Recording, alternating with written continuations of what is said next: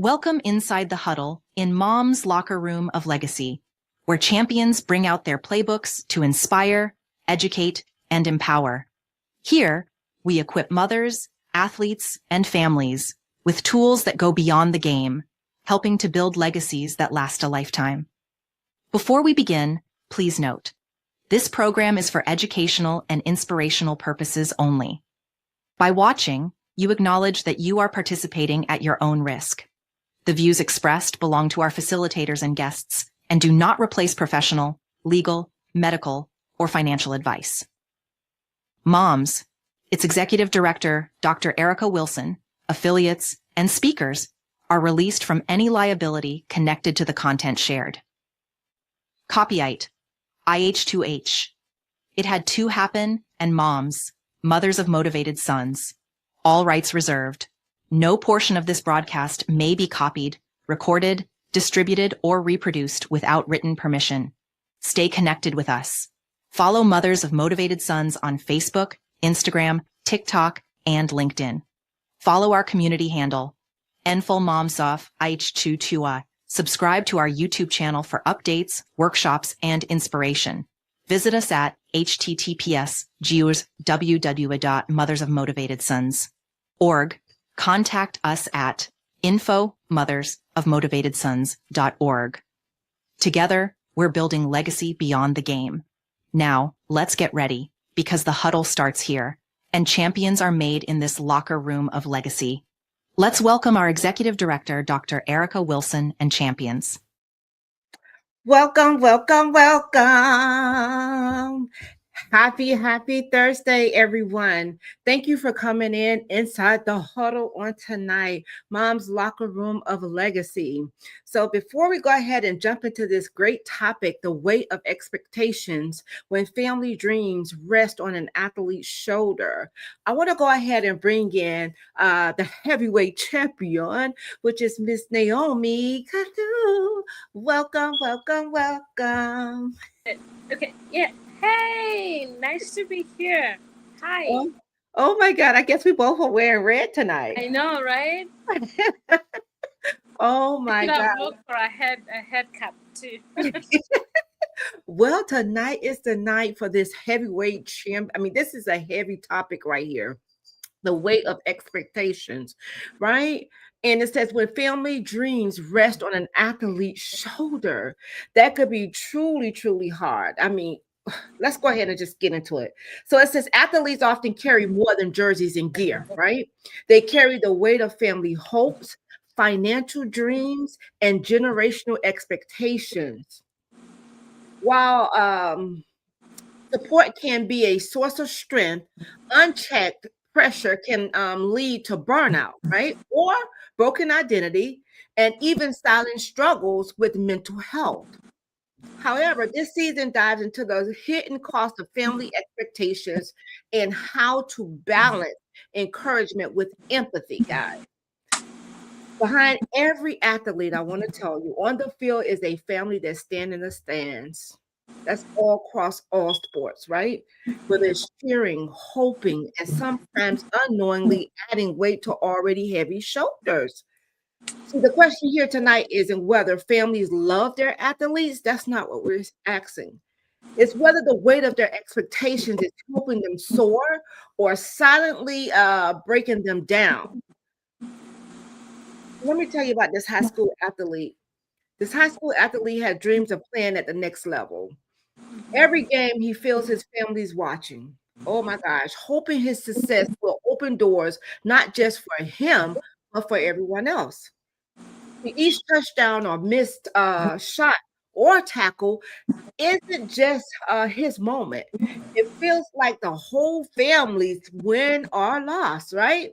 So over time, the joy of the game, it sure can fade away, replaced by fear or failure of letting them down. So Naomi, hearing this, the weight of expectations that sometimes the parents put on the athlete's shoulders is a hard, it's heavy, heavy weight. It's a heavy one. Mm. Yeah. And it's heavy. I am blessed to have had parents who they put an expectation, but it never got to the critical line where it's break or lose. So I am blessed in that capacity. However, I know, and I may not have a lot of personal experiences with athletes in terms of that, but I've seen elsewhere in life where parents would leave, and it's mostly for me, it comes in the side of finances, where parents have their children as their retirement package, where my retirement is you. So you're gonna choose the career that I want. You're gonna go to do what I didn't do. You're gonna be able to be the person that I never become, so that you can get the finances that I didn't get, so that you're my retirement plan. And I can see that in an athlete, and especially when you're going to pro level, or where you have an athlete has the potential to go to the pro level, and the parents are like, "This is our retirement. This you're the one to pull up all your siblings. You're the one to be able to." And I do see where now aligning it with the experience that I have. I come from a purely African context where a lot of the parents have their children as their retirement, and they don't have any retirement plan, but you're the retirement plan. So you better do what you have to do, but you have to know that you're the one to take care of your parents. And as much as spiritually the Bible expects us to take care of our parents at some level, I do think it's a heavy expectation to put all your entire retirement on this child, because they're going to have a family of their own. You don't know what's going to happen to their future.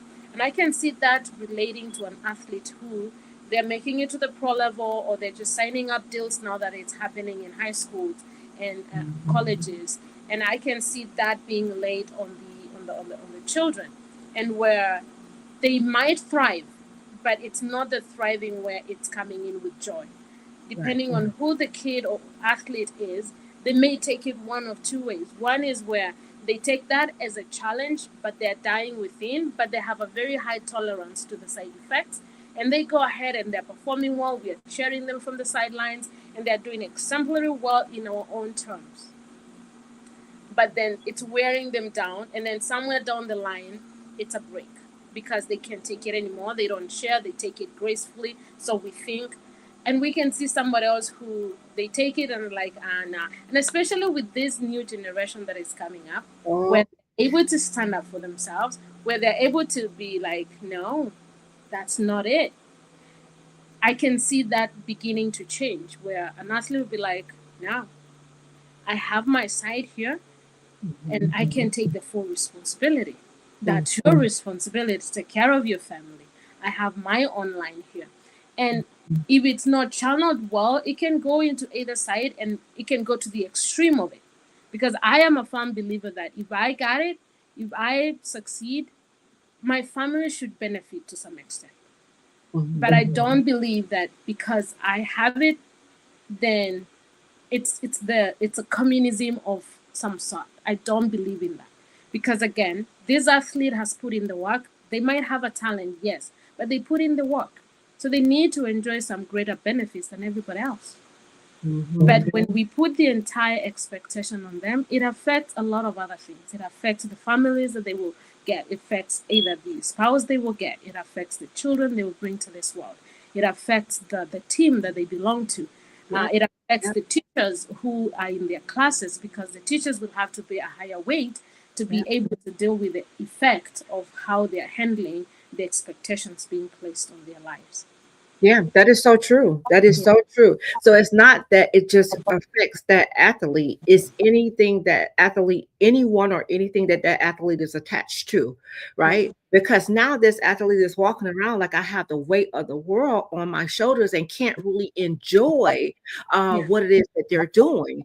And sometimes it could put them in a injury prone, right? It can make them injury prone, because if they're not focused on the sport that they're playing, their mind is elsewhere. Anything could take place at that particular time. So it's not just it's going to affect that person or that athlete. You have others that come up, well, his teammates. What about his teammates? think about that too. Let's go ahead and bring in our other heavyweight champion, all the way from Miami, Gordis, Miss Ebony. First of all, Sturm. Hey, hey, hey, hey. I Hi. apologize, y'all. It's raining cats and dogs, and I'm just getting home from work. So I'm sorry. Listen, it's okay. Y'all got the rain, we got the cold. Listen, I don't know if it's a You storm still out there or not, still but got the it's heat. crazy. It is Whoa, crazy. So I apologize. How are you ladies today? We good. are well. We Awesome. still got the heat, so you have some good rain. We still have the sun. It's still Oh Wait man, I till need to. we have cold, heat, and rain. yeah. Isn't that funny? Yes, Yeah. Awesome, awesome. All listen. right, catch me up, ladies. I'm sorry, I'm just jumping in the middle of it all. Oh, well, we're talking about the weight of expectations when family dreams rest on the athlete's shoulder. And we were talking about how um, the athlete, right, is carrying a heavy weight. It not only affects him, but it affects everything that's around him. Yes, And the last ma'am. thing that I said, I spoke about even his teammates or being injury prone. Because if he's not focused or just, have the weight of the world on his shoulders, anything can happen, Yeah. not just injury prone, but anything can happen. He can literally like lose it. So I'm Hmm. glad that you came in right in the middle of that, because hearing that, like, if this athlete is all I'm seeing as is an athlete, I'm not even seeing as an individual. How is it that you what is it that you think goes through this child mind? Well, of course, I mean, at that point, it's like an identity crisis because now at this point, if they're not seeing me as an individual, I start to question, am I an individual, right? I start to question, what is my place in this world, not just on this team, right? And like you said, because it does not just affect you in the sport, it does affect you overall. You do start to question, am I more than this to anyone, or is this how everyone sees me? So it becomes very taxing on the mental headspace, because now I'm having this self conflict, right? Where I don't really understand who I am as a person.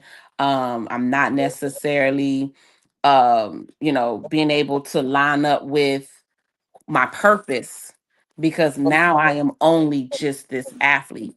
So, if I could talk to an athlete, I would always say, like, understand that before you are these things, you are human, Mhm. and know who you are as an individual, and do not find yourself, we call it being enmeshed. And usually when we talk about enmeshment, we talk about it in regards to like relationships or things like that, but we can find ourselves enmeshed in a role. And so like we basically become consumed with that role, and that becomes your role. All this, it's your identity. But we have to learn how to coexist in life. So I would talk to them about, like, hey, we have to practice coexisting. You Mhm. are this, but you are also this.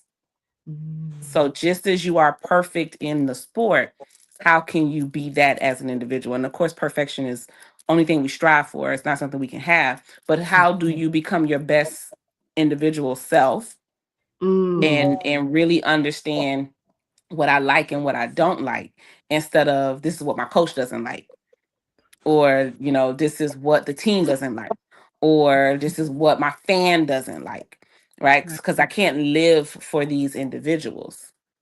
And Yeah. so when I start to live for these individuals, that's when the weight becomes heavy, because Yes. we will never meet anyone's expectations, because Mm. people are never happy. Like, once I tend to the thing that you brought up, you're going to find another thing to bring up. So I'm always going to have to be trying to meet another expectation of someone, which is why the weight is always heavy. And that's good that you came in and you said that, Ed, because I just literally had a conversation. It's going off a little bit, but it's pertaining to what you said. Someone was just telling me, like, Erica, the things that you pour into yourself, basically pour into yourself, because you both know I had really been struggling for the past week and a half or so, and I just didn't understand. And Naomi, thank you for calling me and praying with me, but I just didn't understand. And when the person said to me, she was like, Erica, the same thing you pour out, pour into yourself. It's not that you're being selfish, but you have to literally pour into yourself. Because if we don't take care of us, we can't take care of anybody else. And that's just like with that athlete. Here it is, he has the weight of the world on his shoulders, thinking that. And here's the thing: what if he don't even, or she don't even want to play the sport? Yeah. That is very, very dangerous right there, because if this kid is only doing it because of the parent want the child to do it, boy, now that becomes a huge Yes. problem. Yes. So And that's a boundary thing. You know what I mean? Like, what, even as a kid, right? We mhm, should have boundaries, right? We should know how to say or speak up or advocate or, things of that nature. And so if I don't want to do something, where's my boundary? Where is it where I kind of say, hey, this is the line I cannot cross? And I love how that person was able to speak that into you and say, hey, like, whatever you giving out, make sure you're giving that to yourself. Because a lot of the times I have these conversations and I make it very clear, listen, I know that we have expectations of people, like that they should know better or they should do better and treatment should look like this.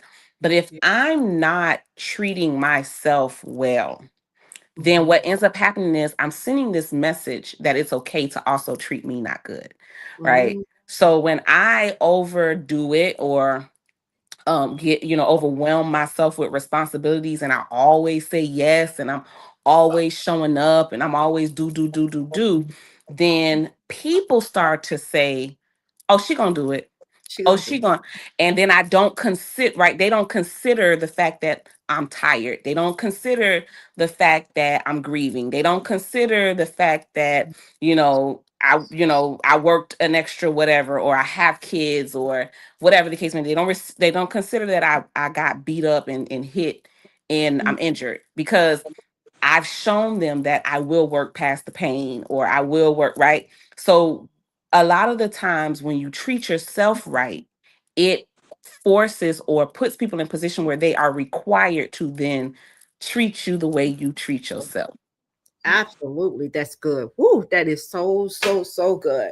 And it's the expectations thing. Yes. It's that when we put expect, and the thing about it is we be expecting stuff from people that they can't even fulfill, or not that they can't fulfill, or they didn't even know that they had this on them, that you was Yeah. expecting this from them. There That's you go. the biggest letdown right That there. Come yes, on, yes. that thing right there. And I do see, I'm glad you mentioned the boundary thing, Ibani, because what starts to happen is it's just natural. The person with whom the much weight is laid upon tends to carry the decisions, even the minimal decisions of the day. Like, okay, let's see what he wants. Let's see what she gonna say. Somebody needs to do something, an event. They start putting all the other weight, because just like the main financial of the home tends to carry unexpectedly all the expectations of the home. So you find, okay, let's see what they want. Let's see what is happening. And some decision may not even be related to the sport or the finances, but they start making all the other little decisions.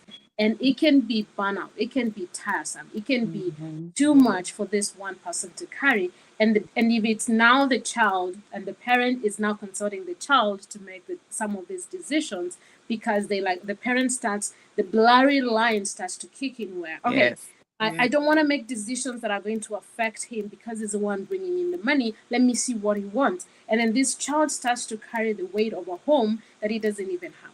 Right. And Mhm. that becomes very blurry, and that becomes very technical. And then now, eventually, this kid gets to their home of their own, or this athlete gets to a home of their own, and they don't know what to do. Or they start making all the decisions. They don't consult their spouse, and then it breeds another aspect, Yes. because they've been Mhm. dependent upon all their life, all their adult life, so to speak. Now they're like, okay, they just go ahead, and they're not even thinking that they're hurting the other person. They just do it. It's just Yeah, ingrained in, and they're just doing it. subconsciously. Mhm. Yeah, Yep. subconsciously they just do it, Mhm. and they find that they're hurting the other person, or there becomes like a head-on collision. Like, no, you can't do. Mhm. Yeah. So it's a lot at stake when that happens. Yeah. You know, and here's the thing too. Eb, you and I, we talked about this before, that gentle parenting. Girl, I don't understand that thing, but this is one time what I do. Listen, when I was coming up, we didn't have no gentle parenting No and such thing, child. no, none of these, none of these, I heard so many different ones. It was a show. It was some show that was on TV, and you had a parent that was I forgot the names of them. It was like 5 of them. And it had 5 sets of parent in that, category. And I'm looking like, hold on, when did this start? Where did that come from? But in a sense, let's go here. Welcome, welcome, welcome. Another heavyweight champion in the building, Miss Ashley Cunningham. Here's the thing. When the parent allows the child to feel, you understand? And don't tell the child how they should feel. If he says something hurt, well, what hurts? Or Mhm. allowing them to express themselves. Thank you, Holy Spirit. Allowing them to express themselves without the parent throwing temper tantrums, right? Mhm. Because we, as an adult, we can't tell anybody. We can't tell anybody how to feel or No. what hurts them, right? So if you have this child, like, I love the way when Alan allowed his boys, to have their emotions, go through their emotions, Yeah. and he talk with them and not talk at them. So he's allowing them to have an open line of communication. But when you have a parent just like, okay, it's what I say, when I say, how I say it, and that's just it, Yeah. now you're putting the kid in a what? In a shell, in a Yeah. bubble. They're not going to come and talk to you when they have a problem Mm-mm. or something is bothering them. They're going to reach out to an outside source, right? And then now, here it is, as a parent, oh, well, why didn't you come to me? Now it's time to say, okay, whoop, let me look in the mirror and see why they Yeah. didn't come to me. Because we have to learn to be safe spaces Safe for spaces. our Yeah. children. And Yeah. the child don't even have to be yours. We just Mm-mm. need to learn how to be safe Yeah. spaces for them. Yeah. Because this day and age, with so much is going on, now that's one part of the gentle parenting that I get. Well, here's the funny thing that you mentioned that, because that's not even gentle parenting. That's healthy parenting. Okay. That's what that is. That's how you're just simply supposed to parent. So that Mhm. is a healthy. So when we're doing the you better, that's unhealthy. That's just unhealthy altogether. Gentle parenting is a part of healthy parenting. You know what I mean?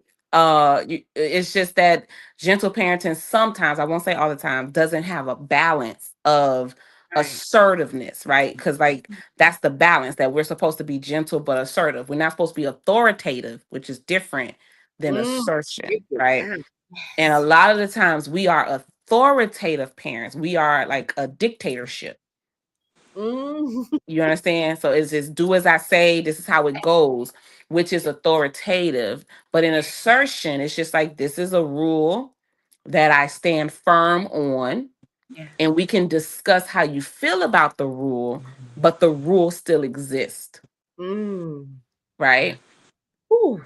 See, this is, and I'm telling you, I know that we were going to come with some heavy hitters on tonight, because this topic alone itself, this Hmm.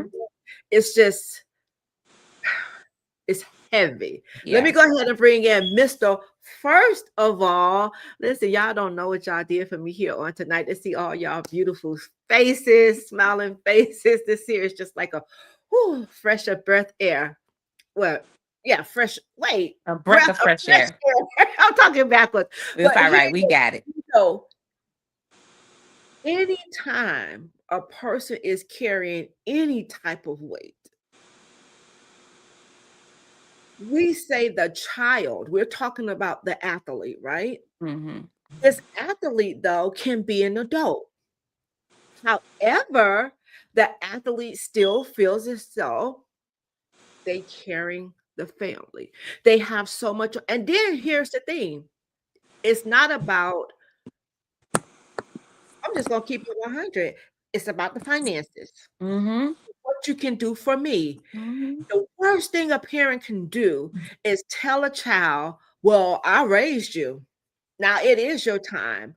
No, that child owes you absolutely. You know what I used to tell my mom? I didn't ask to be here. I thank Mm-hmm. you. I thank you. But that's the worst thing that we can put on a child's shoulders Of is course. to make them feel like that's all that they're worth. And then if they don't do it, it's breaking up the families. It's it's like the Bible speaks about it. That we get it twisted sometimes. We said money is the root of all evil. No, no, no, no, no. It's the love of money that is the root of all evil. And we find ourselves in these positions because one thing about it, and two things for sure. If you didn't do what you were supposed to do in your childhood years, do not put that on your kids. Mm-hmm. Please don't put that on your kids. The weight is too heavy. In Yeah. this day and age, they have too much to already deal with. Yeah. Yeah. Anybody can chime in. That's a mindset, Dr. Erica. That's Mhm. a generational curse, girl. Um, where we have this sense of entitlement, and it has been created, and like I said, through generations and generations. And it has been misunderstood that that we see this entitlement as instead appreciation. Like, this is the way you should appreciate me. But like you stated, some things are simply just your responsibility. Like, when you have a child, it is your responsibility to care for this child. And so after that responsibility, to be honest with you, there does not necessarily have to even be appreciation. Like, because this is something that you brought, it was your responsibility to care for. Like, your car does not turn around and say thank you. You take care of it, and you keep caring for your car because you want to drive your car, because you picked up that responsibility. And so when we start to really have these conversations about, you know, you appreciating your child for Mhm. giving you an opportunity to show up as a mother or show up as a father, then there is no entitlement. Instead, it'll just be, I just simply do this for you because I care about you the same way you did it for me because you cared about me, and as adults, when we get to the point where we're adults and we're making the dough, right? These athletes out here making the money, it comes with the desire or the need to have boundaries, Right. regardless of what role you play in my life, you Yes. know, and this boundary can still be respectful. So Absolutely. I don't have to disrespect my mother in order to have a boundary, but I Right. do need to have a boundary Right. because it allows them to understand our relationship has shifted now because you're Mm. no longer parenting your child, Right. you're parenting an adult. Yes. And with you parenting an adult comes a level of respect to my new position, Absolutely. That's good. you That is know? so And good. that's a transition that we struggle with, you know what I mean, as parents. Like, I get people coming to counseling all the time that's like, listen, my child is like going to college now and I'm struggling, and it's not because they leaving, it's because they making decisions and they're not calling me, they're not asking me, they're not seeking my advice, they're telling me, after they've done it. And I'm like, yeah, well, you don't, you can't get mad because that's what they're adults now. you know this is a transition for you because now you're no longer parenting a kid, you're parenting an adult, Yeah. and you have to be used to accepting that they're going to make their own decisions and trust that you raised well, so That's that it. they will always consider the things you taught them Yep. while they are making the decisions. Woo. Okay.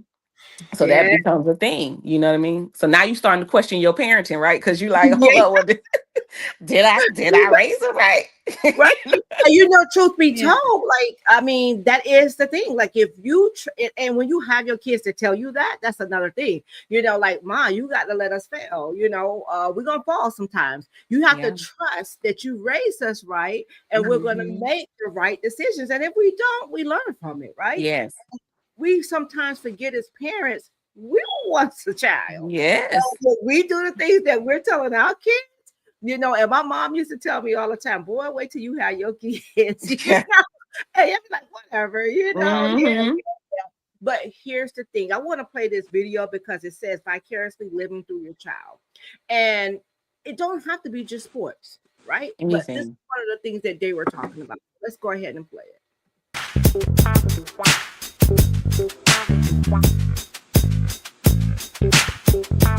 Hey, I'm Jack Smith. This is Kevin Owen.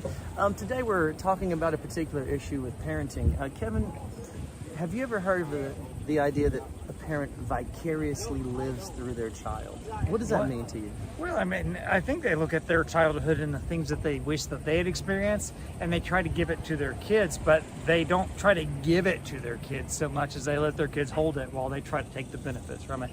It does happen, and I think it happens whenever well-intentioned parents lose the awareness to know what they're doing. When you start taking all the joy from something, who are you doing it for again? Yeah. Is it for you? Is it for your child? We see this a lot. Maybe a guy played football in high school and wasn't great. He sees something in his kid, some athleticism that maybe he didn't have, some size, and he's like, oh, you're going to be that football player that I always wanted to be. And they live through the success of their child. The problem is, what if the kid doesn't want to play football? And then if you build it up like that, then the kid thinks he's letting the parent down if he doesn't play, so he forces himself to play, which causes a bunch of problems, interpersonal with the child and the parent, and just the child himself and the autonomy that he has to do his own thing. Nothing wrong with giving your kids opportunities that you didn't have, but there is something wrong whenever you're forcing them to take the opportunities that they didn't even want. Some things are optional. Sports, recreation, that kind of stuff. I know parents that bring me their 7-year-olds and they're telling me about what colleges they're going to end up going to. I hope you're right, but what if your kid loses the joy of the game because of how much pressure is in it? A lot of these sports and a lot of these opportunities are there to be just that, an opportunity for them to learn to enjoy it, not become their job or the key to your validation at this stage in life. Yeah. I think that you can say, hey, my child is going to do something. He's going to have an extracurricular activity. She's going to do something that's involves something outside of school or the house. And I think that's perfectly fine. I think children do need to get out there and do things and experiment with what they're good at. But I would say that if you're going to make them do something, let them choose what it is. You can always push your child to be great and open doors for them. But when you're deciding specifically what they're going to do based on what you think, I think that's where it gets a little bit dangerous. That's where rebellion sets in. That's where opposition sets in. So when you start finding your kid copping an angry attitude towards you, well, it's because they're angry at you. Whenever they can't speak and be heard, they become angry. Or whenever they resign because I've seen some parents break the little spirits of their kids and they stop fighting. Well, you're kind of crippling their ability to communicate. We all want our kids to have boundaries, but not against us. Wait a minute. We're the pattern for the interpersonal relationships that they're going to have throughout life. So teach them to be able to communicate. I like the old if you sign up, you're going to finish the season thing. But not the whole, if you sign up, then you're going to finish the next 12 years worth of seasons. And you're going to be awesome. I promise you. Give up your summer breaks and quit eating Cheerios. Cheerios cookies? Yeah, quit eating things that taste good. They may not be that bought in, and that's okay. Yeah. So if you're maybe dealing with some issues with parenting, especially something like this where you find yourself maybe living through your child, that's probably not a good thing, and we can help you with that. Come talk to us. Wow. Yeah. That's a nice. little deep right there. Mm-hmm. Yeah. Take self-awareness though. You know what I mean? Yeah. And the breaking down of pride. Mm-hmm.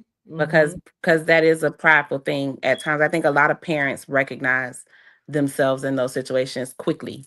It's just a matter of, do they want to eat their words or do they want to tuck their tails? You know what I'm saying? As parents, we struggle, and I can say we because I believe we've all found ourselves in it at some point. We struggle with humbling ourselves to our children. Yep. in certain situations. You know what I mean? Like if I come off as the parent, I have to remain the parent. And we think that when we humble ourselves, we're no longer the parent. But as you grow as an individual, especially if you're a parent of faith, when you grow in your faith, you recognize that, oh wait, there's a lot of humbling that goes down even with the head, right? God and Jesus himself, they all did some humbling, you know what I'm saying? And they was the big dogs, right? Like and then we start to say, okay, wait, let me check myself. Wait a minute. Let me go back and say, you know what, I was wrong. Or you know what, I'm not listening to you. Let me, go ahead and tell me what you feel. Go ahead and tell me how how you think about that. But when we can be self-aware, we then can make the corrections. You know what I mean? So I love how even at the end they're like, hey, if this is a struggle for you, if you're noticing this, we can help you. But even with me offering the help, you still got to be aware enough to acknowledge it. Don't be too prideful. But Don't that's the thing. Like, why don't we want to get the help? You know what I'm saying? I can't hear you. You can't hear me? I don't think it's you. It might be me. When Testing. Naomi left, it stopped. Oh Really? man, Hold on. Can you guys hear me? Give me the thumbs up if you can hear me. Uh, it's not you. Let me try to leave and let me see somebody in the comments. do that, being self-aware and Oh, humbling as see, a parent. they can hear you. It's just me then. She can hear both. It's just me. So let me leave and come back. That's probably just my phone. Okay. Yes, Ash. A lot of humbling as a parent we have to do. It happens, and then like Eb say, you have to be able to. Okay, Eb say, actually she can hear both. Yeah, you have to be able to, as a parent, to humble yourself, because again, the humbling never ends. No, it never ends. And here's the thing: what are we teaching our children? Or if we're teaching our children that we're always right, then we're teaching them that they're going to be always right. We definitely have to be able to walk a chalk line with that, because if we're not allowing our kids to see us fail, you understand, they're going to think like, oh, I have to do everything right, Yeah. and that's not good, because as parents, we ain't get no blueprint. There's not a blueprint that comes with this thing to teach you how to be a parent. And Mm-mm. I've heard these young ladies say on an earlier podcast is sometimes we're not even ready to be a parent. Girl, what you We're say? doing some adult things, but we're not ready at that particular time, and it happens. So boom, now you have to take off your selfish desires. And Yeah. now I always say, when you become a parent, it is not about you anymore. It is about the child or those Mhm. children. Yeah. It says, yes, finding the perfect balance in that is hard, because you want to shield your child from things that can hurt them. See, and that's the biggest mistake. And I can speak on that, Ash, and Ed probably know as well. With my children, I was overbearing. And let me go back to it. She said, yeah, finding that back because you want to shield them. The thing about it is, what we're shielding them from, they sometimes know. Like, Mm-hmm. I thought that I hid everything, my struggles that I was going through, from them. But you have to understand, your child is connected to you. They Yeah. came from you. I Yeah. carried mine 6 months and 9 months, Yeah. they come from you. So they know, Mhm. especially when they get these kids these days, though, they know way more than we think that they do. Yeah. Because my 1-year-old, she's not even 2 yet. This young lady will mimic you, and not just mimic you, she's holding full conversations with you. And I'm looking Yeah. at her like, girl, who are you? Where did you Yeah. come from? Yeah. You know? But we have to be mindful that we have to allow them, because how do you learn? Yeah. And you know what's so Learning is funny? the best teacher. You know what's so funny? You say that because we think we're shielding people, and we may be shielding them in that moment, but Right. we are exposing them later in their life, because what ends up happening is that kid that you shielded during, from 5 to 15 Mhm. comes to me at 25 as a therapist and Yep. can't handle their emotions, or they're depressed because they're in a certain situation that they can't find themselves out of because you shielded them from experiencing that earlier in their life. And the first thing you know what they say to me? Hey, I'm laughing. Do y'all see my y'all see my Yeah, I text? see. I some It's moving. Lembo. That's Uh-huh. Lambo trying to say Lembo. hello. you you know, what ends up happening is that they come to me and the first thing they say is, oh, my mom never cried about that, or my mom, it didn't affect my mom, and now it's affecting me, so I must not be a good woman, or I must not be a good mother, or I must not be a good person. And it's because we've given them this unrealistic idea of life. You know what I mean? I get people that are like, oh, well, my marriage, I'm horrible at being a wife because we always fighting, and my mom and daddy never fought. You a lie. They fought. They just closed that door and they tried to shield you from it. But the reality is that they should have not necessarily exposed you, but you should have had an idea that there were some form of disagreements so that you could recognize how to have healthy disagreements and Ooh. how to work through certain things. So when we're shielding them, yeah, it's protection, quote unquote, but we're exposing them to a lot of emotional and mental hurt on the back end of things because they have no knowledge on how to work through it. Yeah. And Ashay, is it okay for your kids to see you cry? Absolutely. Absolutely. You here's the thing. Yeah. It's not that, see, I used to feel as though if I did that, I was putting it on them, putting too much weight on them. So if your child sees you crying or saw you crying, what are the conversations you have with them after that? Explaining what hurt you or what transpired. Because here's the thing, we don't want people, especially our kids, but we don't want everybody to think that we're just so strong that we could just handle anything, right? Yeah. Yeah. Because this is what'll happen. That child is going to grow up to be an adult one day.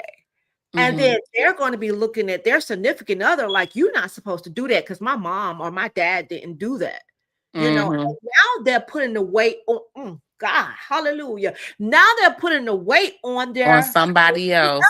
they're bleeding Yeah. on people that didn't even cut them. Yeah, You and see what I'm that's usually what keeps the problem, because I have this unrealistic expectation, and that's what it's saying? called. It's called an unrealistic expectation that I now have shifted onto somebody else. Yeah. And they weren't created to do that. Like, we're created to show emotions. That's how we were created to do that. It's just that we don't know how to do it in a healthy way. So when we see other people do it the right way, then we know, okay, I'm not abnormal. I'm not weird, right? If your kids don't, they're not supposed to see every tear you drop. No. But if they see mom cried, mom worked out of it, and mom's no longer crying, then that tells them that when I cry, I'm not stuck in tears. I That was can come out of a situation, right? So and that also means there's conversation, right? thank So there are moments where I'm like, listen, you know what? I'm gonna be okay. We're gonna be all right, whatever the case may be. Transparent moment. When I was in my last marriage, my son was 2 years old when all of that was going down. And I'll never forget, it had really messed me up so bad that I was on the floor crying. And you. I never forget, Tyler came and he laid next to me on the floor and he said to me, "It's gonna be okay, mommy." 2 years old, Mhm. right? Now I could have sucked it up, right? And presented that all of what I was experiencing was not an issue. But in his older life, he's not easily knocked down from situations because he saw that that was a bad experience. Mommy was able to have this conversation with him and, you know what, it is going to be okay. Mommy's okay. I'm just, I was just a little sad. I don't got to tell you my business, but I'm just a little sad. We're going to be okay. And then now in his older years, he understands that it's okay to be a little sad. It's okay to, and we just work ourselves out of it. So that teaches them the balance Yeah. of regulating their own emotions Yeah. instead of the unrealistic idea that that emotion should not exist, Mm-hmm. you Mm-hmm. know. And that's man, that's deep. Because here it is, we as a parent, you don't ever want to see, especially mothers. Like men, I want Mr. First of all to come after this one, but as women, as mothers, we don't ever want our kid to feel any type of hurt, right? We try to shield them for everything we can as possible. But here's the thing, there's going to be some bumps, there's going to be some bruises, there's going to be some misunderstandings. Like the song say, experience is the best teacher. It's not that you put in, if you have a weak moment in front of your child or your children, it's not like you're putting that weight on them. Now, if you don't talk to them about, you don't have to, like Eb say, you don't have to give them the full scope of it. However, they do deserve some type of conversation or open dialogue where they can ask questions as well. And here's the thing, you allowing them to feel as though, okay, I'm being heard, as well as I'm listening to mom as well. Like it's just a great thing to have. Of But now course. you don't go and you just don't be bawling all out in front of your kids. No, Mm-mm. that's not what we're saying here. But it's okay to have some weak moments Have because moments, yes. yeah, because here's the thing: how would one know how to get over? Here's the thing: we like to look at people and be honest, we judge them, right? We like to look at people and we judge them, but we do not know what it took for that person to get there in the position that Mhm. they're at, or what they're going through in that very moment. So here it is. Okay, well, I could have just said, okay, well, Naomi, uh, and it's just, Naomi, I don't want to be around you because you say all you do is listen to church music, and that's not what I do. You know, in that moment, I could have missed out on a great person because I looked at, oh, she just want to listen to church music. I don't, you know what I'm saying? And that could be very well a lesson or someone that God sent in my path for me to see that here it is. I'm trying to get your attention. I'm trying to help you. You know what I'm saying? But if we go ahead and just throw our kids' feelings to the side, that could be a blessing that we missed as well. Because Mhm. that's a lesson that we could have learned as well. Truth be told, if we humble ourselves and Mhm. allow us to be, we got to be vulnerable sometimes. We Yeah. have to be vulnerable sometimes. So Yeah. as a man, Mr. First of all, come with it. Because we know the men kind of more like, suck it up, Mm-mm. So what do you have to say, Mr. First of all?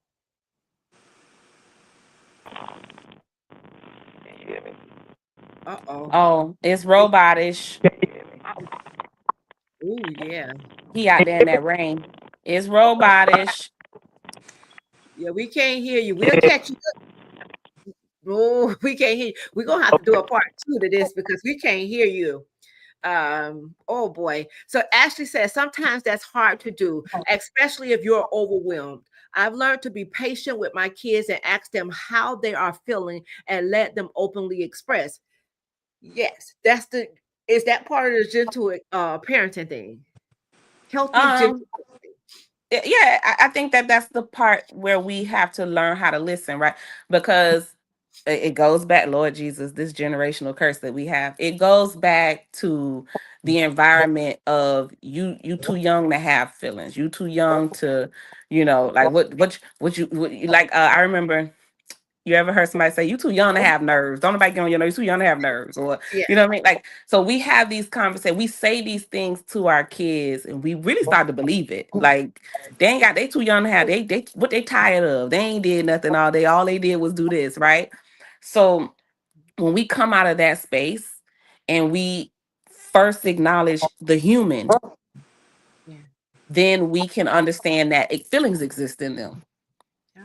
So again, I tread lightly on the term gentle parenting because it really is healthy parenting. Like it's just the acknowledgement that before you are my kid, before you are my child, you are a human being. Just like as we become older children, I have to constantly remind people, yeah, that's your mama, but she's human. Like, you know what I'm saying? So she's a mother and that's her role. But before you see her as a mother, you have to see her as a human. So you can't be like, well, she my mama. She wasn't supposed to get mad. What you mean? She a human being. Why she can't get mad? You know what I mean? Like that's it's natural for her to feel that way. So Right. it's as you have kids, you have to remember that is a human being. If I flick them, they gonna cry. If I yell, they gonna cry. Right? Because if somebody yell at me, I'm gonna get emotional too. That's a human response. And with that understanding, like Ashley said, you do come to them. You say, "Well, tell me how you feel," because I'm acknowledging that feelings exist in that space. But in order for kids to feel comfortable with expression, I have to be expressive so that they can understand that that is okay to do. So Mhm. if I'm never being expressive, and again, I'm holding in certain things, and this doesn't mean that I'm having these conversations with my children, but they Right. are able to witness me doing this. My child may see me on the phone with my mother, and hey, mom, this is really bothering me. This is happening, and I'm not saying go in the room, this is an adult conversation.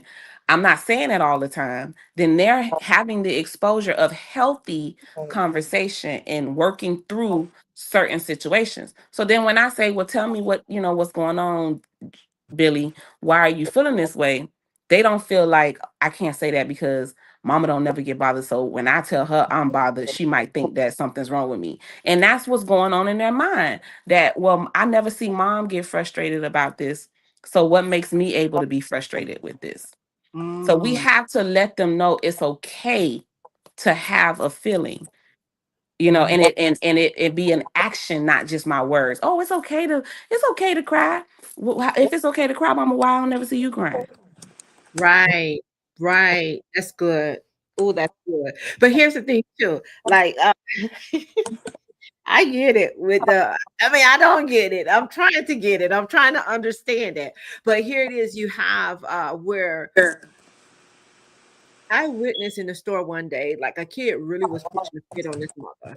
I mean, to screaming and hollering, like I'm telling you, if you were on the other side, you would have thought somebody was killing this child. The way the child was acting on the floor, and I mean, just really, really having a fit. So the mom got down on the floor and did the same thing. So Yeah, I was like, "What? both What of are them you crazy, huh? You're not supposed to be doing this. This is my job. You're not supposed to be doing this." But here's the thing, like you said, um, allowing them to feel, right? And express themselves. Just have, oh no, it's okay. Okay, thank you, love you. All right. Yeah, but that's the thing, allowing them to feel. So I have a question here that I want to leave with the audience on tonight, and we could kind of dive into it a little bit as well, at Ash. So it says, what happens when the love of the game is replaced with the weight of expectation? Mhm. Are we raising champions, or are we unintentionally raising children who feel like their worth is only tied to their performance? Mm, Whew. yeah, that's So a if hard you're one. a parent out there and you're under the sound of our voice on tonight, and you have an athlete, or you don't have an athlete, you know, Just a what parent. happens to just a parent, right? Just a parent. Mhm. Because sometimes too, parents want their child or their children to do something that the family has done. It could be Mhm. going to school. It could be school is not for everybody. Mhm. And there's so much is being put on children. So what happens when the love of the game or whatever it is the child is involved in is replaced by the weight of expectation? I really want you guys to ponder on that tonight, because like it says here, are we really raising champions, or Yeah. are we unintentionally raising children who feel like their worth is tied to their performance? We have some really, really great kids out here, but what happened if we're telling them, okay, you have to do this? If that child, pay attention, if you're taking that child, like, I mean, I know I did it for the first week. Alan cried the first week playing football. He was 4 years old. But I never say you had to go out there. That's not what I ever said to him on any day, right? However, what I did say, if you don't make them grades, you're not getting out there on that field. So I did say that. However, I never told him you have to do, and I never told him you started it, you have to finish. Because sometimes, like I beg to differ with that, and that's me. Because sometimes if it's too much for that child and that child is forced to continue whatever it is that they're doing, trust and believe you're gonna get some rebellion. He or she is gonna be rebellious, or he or she is going to have some type of fear instilled in them, because I can't tell you, I'm telling you, like, this is not for me. Maybe I'm scared. Maybe my heart is about to jump out my chest every time I get out there. So to tell me that I have to finish something that I started when I didn't really start it, you started it for me, mom or dad. Come on, parents. Come on. Yeah. We have to say to that, Eb. Conversation, communicate, right? Ask questions. You know what I mean? Stop thinking that you know it all. It is okay. Let me make this very clear. It is okay to want the best for your children. It is okay to want them to strive for greatness. It is okay to want them to do better than you, right? All of these things are okay. It is not okay when the expectations are not realistic and you're not communicating. And so, I'm not finna sit up here and say I'm a perfect parent, because I'm not. And I laugh as we talk about this, because I am a mother who has said, and I still to this day say it to my kids, like you going to college, right? Or you know what I'm saying, I don't have, this is just me because I'm an HBCU graduate, but you ain't going to no PWI. You gonna go to a HBCU. Like, I say these things, right? But as I grow, I still say the same thing, but then I say, but if you see something else, let's talk about it. Right. So I still desire you to go to this type of place, or I still desire for you to try to do college. But if it's something different, talk to me about it. Right. So there's this room where there's this open conversation where I let you know, hey, communicate with me. So if I think football is what you should be doing, I'm gonna tell you, like, hey, I think football is your thing. But if it's not, talk to me, tell me, because I can't help you, or I can't pull you out, or I can't if we're not communicating. So that whole communication thing, and that being open to listen to your children and not just let them talk and still, say, but this is this dictatorship and I don't really care. That's that, you got to be different in that space. So communicate, have conversations, ask the questions. That's what I think is going to help everybody in that space. But a lot of times we as adults too, we think that people are supposed to know what we're feeling or know what we're thinking. It's And that is assumption. not true, that's another big It's not pitfall, right? reading minds. At all. God didn't give us that gift, right? But Wendell says, Mr. First of all said, to be honest, in the past, I never wanted to show any weakness, especially around the youth, because of how they looked at me as a father figure, mentor, and a coach. I didn't know the effect of showing my vulnerability until I couldn't hide the situation I was going through during practice, but was also able to handle it appropriately in front of the youth. Amen. A few days later, a player let me know how he used what I did to handle my situation for himself, and it helped pull him through. So yes, it's important to allow the youth to see difficulties and how to deal with them correctly. Absolutely. Oh, I'm glad that he said that. Listen, a lot of times when people hear your it's, they come out and they be like, whoa, that happened to me. Or Yes, you showed me how to, like the young man said, exactly. it helped him pull through whatever he was going through. Yes. So we shouldn't be afraid to show vulnerability, especially men. Come on, men. It's okay. It is Yeah. okay. God, it don't make you look weak. It don't make you look any of that. It's you're letting these kids know that, okay, yeah, he went through something, but I saw how he handled it. Mm-hmm. So if I'm faced with or going through something similar or going through anything, maybe if I handle it how he handled it, I can get through. Exactly. Be the example. That's it. Be the example. And that's That's what we are as parents, as coaches, as mentors, as adults. yep. We are placed on this earth to be the example. You understand what I'm saying? So it's like if I was the example, Mm, then they know what to do. Just like our walk with Christ. yes. He's the example. Yes. Everything that he's asked us to do, he's done. Right. So we can't say, how do I do it? It's there. You see it. He was the example. He's not asking for too much because he's done it himself. You understand Right. what I'm saying? So that's exactly what Wendell is. I was the example. Maybe I didn't know it. Maybe I didn't realize I was being the example in the moment, Yeah. but I was an example. And that kid was then able to reflect back on the time he saw me do it Right. and say, let me try that out. So, Absolutely.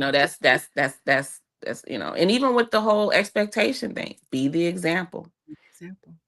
Yeah. Be the And a lot of example. times what we need to do too is what we expect from others, we need to be. That's what I mean by realistic and unrealistic. Uh-huh. Yeah. You Yeah. know, so Girl, that's we're gonna be respectful of everybody's time, but hey, we're gonna leave you guys with that's that it's a right whole nother there. concept for another night. Yeah, yeah, yeah. So here, Yes, as ma'am. families, our role isn't to place our dreams on our athletes' shoulders. It's to walk beside them, encourage them, and remind them that their value is greater than stats, scholarships, or scoreboards. True legacy isn't built by wins or losses, right? But by the unconditional love and support, guys, that makes an athlete feel free to be more than just the game. Listen, the weight of expectations when family dreams rest on the athlete's shoulders. I'm sure that we're going to have a part two to this because I would like to have all of the heavy hitters in the building. Let me tell you something. This here, whew, y'all, grace is what I'm going to say. Grace, the same grace that you want extended to you, extend to others. That will be my words of encouragement for you on tonight. Go ahead, Eb. Oh, dang, I can't piggyback off of that one.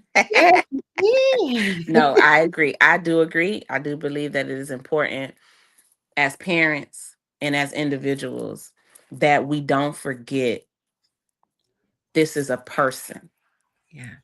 and we are empathetic to the fact that this is a person, so that we can be mindful of our expectations. And like you said, consider, if I'm not able to show up this way, Yeah. I can understand if you can't show up this way. So Hmm. if I'm not able to care for all of y'all for the rest of my life, I have to understand that you're not going to be able to care for me this whole entire time. You may be able to help, Yes. but I should not expect for you to do it all. And so Mm. we should definitely have those realistic expectations when we are approaching the people we love. Yes. Yeah. And that's what I have. And I'm glad that you ended it with that because only way that a person can get help if they acknowledge it first. The true the way to healing is first admitting. Mhm. We can't help anybody that's in denial. And then you have to want the help, right? Mhm. And it's okay to get the help. It's okay to not be okay, right? But at the end of the day, if you know or you're feeling something, say it. Get you a Yes. safe space. That's it. Just find your Mhm. safe space. Mr. First of all, or Ashley, would you guys like to leave the audience with something on tonight? Hey, what's going on, everybody? Yeah, I Hey. was having some technical difficulties, man. I was working. Yeah, so I would say to the parents, there's a time and place for everything. Understand that everyone has their own life. Yeah. um your time and what you had when you was doing what you was doing, yeah, your child may have similarities of your athleticism, but understand they're gonna do and say things differently from you. So understand where they're coming from and let them go ahead and do their own thing. Don't try to live through 'em. Leave it alone. Leave it alone, because at the end, it's gonna hurt both of you guys. There's a very few that go through the cracks where it's okay. Oh, I was trying to be like my daddy, and it was an understanding, but not all the youth are the same. So parents, give them their time to shine. You still, I would rather you encourage them more instead of directing and commanding them to be like you. That's it's good, good, good. Let them have their time. Great night, sis. Great night. All the way from the Bahamas, Nassau. What going, gal? You for coming in, sis. You just never ever know. Ash, do you have anything to leave with the audience on tonight? Yeah, so as a parent who now has children in activities, I think it's really important for them to have fun in the beginning and let them pick if that's something that they want to take serious or not. Like, even though I'm very competitive when it comes to sports, that's why I'm like, we not putting TJ in basketball right now, because I already know how me and dad are. You know, of basketball families. Okay, his aunties and uncles either still play professionally or coach. So we it goes really deep in there. So I allow him to be able to make mistakes and feel bad if he does make mistakes, and just see if that's something he actually wants to pursue in his later years. So just allow them grace to make up their mind. Yeah. And one thing about TJ gonna get you right. Yeah. TJ's gonna get you right. Oh my God. But listen, the weight of expectations. When family dreams rest on athletes' shoulders, I'm sure we'll be revisiting this one. Man, it was a lot of jewels dropped on tonight. So if this workshop has truly blessed you and you know of anyone that can benefit from the topic on tonight, please do share it with them. But tell a mom to tell a mom to tell mom, dads, brothers, sister, cousins, athletes to come on inside the huddle so they could get the next play in the mom's locker room of legacy. We will love, love, love to have you all. Listen, every Monday. Oh, I'll let somebody else tell y'all all about every Monday and Thursday. Hey, what's going on, everybody? It's Mr. First of All himself. That's right. And welcome inside the huddle, a mom's locker room of legacy. You want to know the next Y'all hear play? me? You need to tune in I on apologize for my Mondays and background. Thursdays at 7:30 Y'all make sure y'all p.m. tune into So these like, workshops share, every stay Monday, connected, subscribe. every Our website is Thursday, 7:30 Eastern time. So y'all can hear these nuggets. Hey, we're raising What did you say, champions Dr. and Erica? building Tell legacy. mom, the telemom. That was telling his homeboy who tell his homegirl. All of them. Put it out there.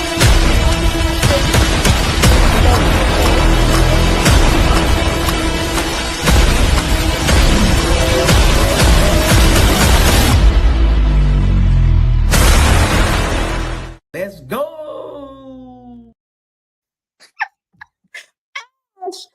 I'm dying. Ashley, I'm Ashley dying. is so I'm funny, man. dying. I'm dying. Ashley, we love you, Ashley. We love you. We love you. Ashley didn't even realize the video was playing. She was going You in. got, Ashley, you have to run it back, Ashley. You gotta Yeah, you killed that. I can't. I could not keep a serious face.